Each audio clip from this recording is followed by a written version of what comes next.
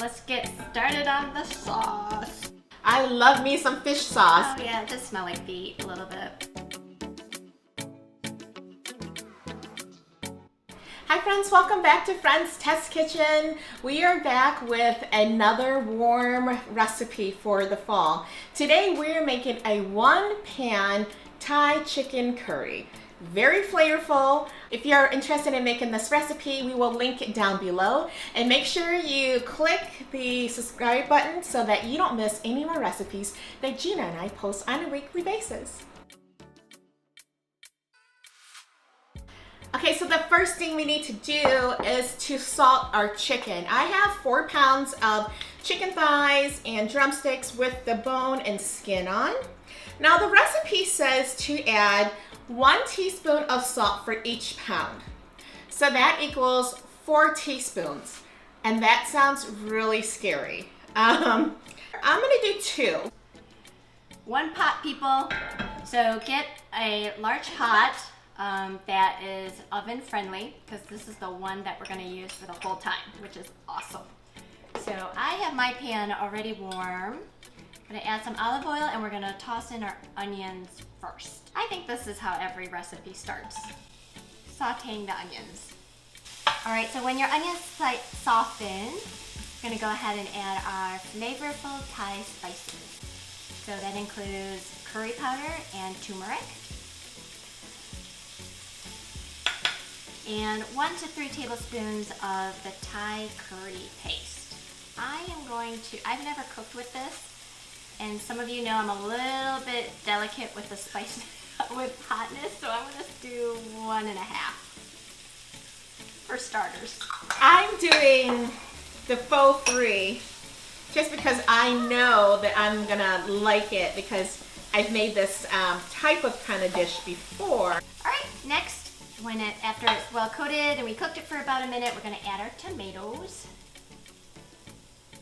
Chopped tomatoes.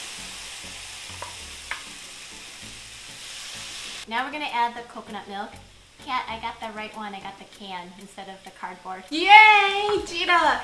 There is a big difference, guys. Make sure you get the canned coconut milk. Don't get the boxed coconut milk for making these types of curries because it's really thick. So it's very creamy, and you wouldn't get that from the box. So I would highly suggest you find it, and it's easily accessible at any grocery store. We also need to add a can full of water.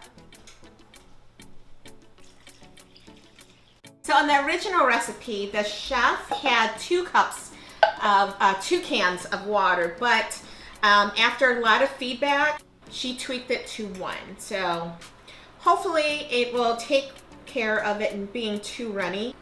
See, this is one of those things I mentioned in a different video, but the chef thought there should be 2 cans of water and it worked out for them, but for some reason for other people it didn't. So I'm like really curious to watch a chef make it, and what is the difference of what they're doing versus what we're doing, because I don't think even if we're a tiny bit off, I don't think we're terribly off. Okay, so now my favorite part.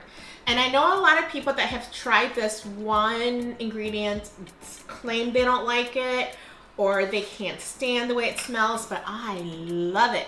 I love me some fish sauce. Oh yeah, it does smell like feet a little bit.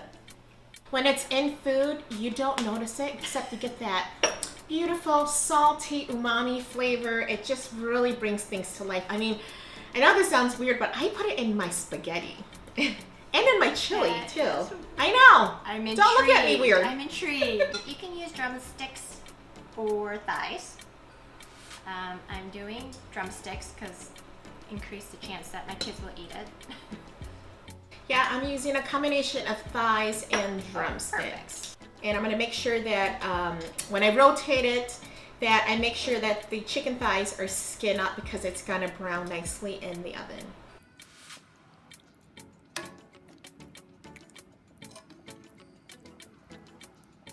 I think mine's ready to go into the oven, 400 degrees for 1 hour. Okay, the chicken is finally done. Mine browned up beautifully. We're almost done. There's just a couple more steps we need to do. Let's do the spinach first. So we're gonna put It said 5 ounces. I'm not sure how much that is. I think that's less than a cup. The last step is to add cilantro. And I am yes on cilantro. And that is it. We're done. 1 pan.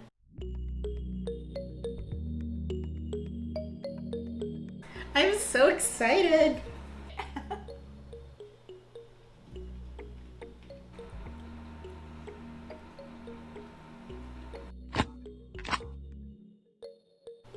We must rate. Yes. First on ease, 1 to 5. 5 being super easy, 1 being really labor intensive. So easy. It's a 1-pan dish. I love those. On taste. So good. I love it. So for me, I don't normally make curry at home, so this is a real treat for me. And I thought the salt was right on as well. So Kat, I agree with you. I don't think you need that much salt. Just salt the chicken as much as you normally would for any chicken dish. There's no kick, so I think I was a little bit hesitant on the Thai curry paste, but I think I would add probably an additional tablespoon. Or you did 3 tablespoons, so I think I would do the full 3 tablespoons, and then I'm gonna roast some potatoes and put it in there because it feels a little stewy. So I think with the chicken and then add some potatoes, I think that would be really good. It looks beautiful. It's got great presentation. It's different. It's like exploring different tastes around the world and just stimulating your taste buds. So thanks friends for joining us again, or if it's your first time, thank you for joining, and don't forget to subscribe because you don't want to miss our next recipe. But until then, enjoy the fall weather, enjoy your fall cooking and our recipes. Thanks for visiting. Bye.